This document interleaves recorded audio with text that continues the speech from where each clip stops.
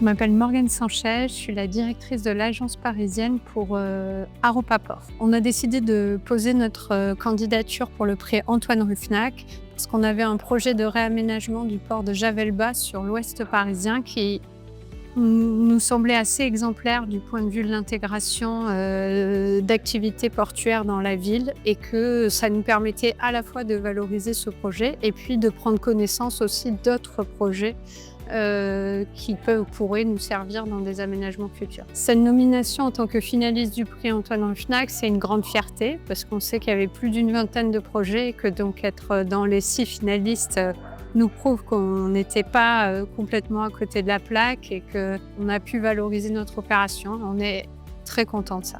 C'est un projet on était dans un quai sur un port à l'entrée de Paris, sur lequel il y avait des activités industrielles dont les contrats d'occupation se terminaient. Et en fait, la fin de ces contrats poussait à se réinterroger sur le maintien ou pas de ces activités en ville. Elles étaient peu acceptées par la ville parce qu'elles n'étaient pas très qualitatives.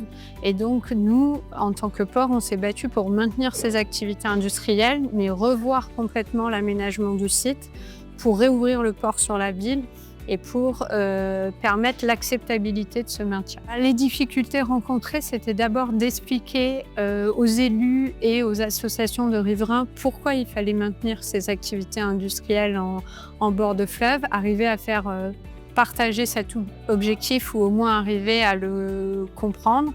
On a eu vraiment des oppositions très fortes à ce projet et donc à un moment un blocage dans la construction, on l'a expliqué, et donc la mise en place d'ateliers de travail et d'une vraie concertation pour qu'en fait co-construire le projet avec les riverains et les élus. Et c'est ce qui nous a permis de dépasser ce blocage et de faire accepter le réaménagement. Ce projet, il voulait justement recréer une interface entre le quai et la ville, de plus avoir 2 espaces qui soient distincts et séparés, mais des espaces qui soient vraiment imbriqués et perméables.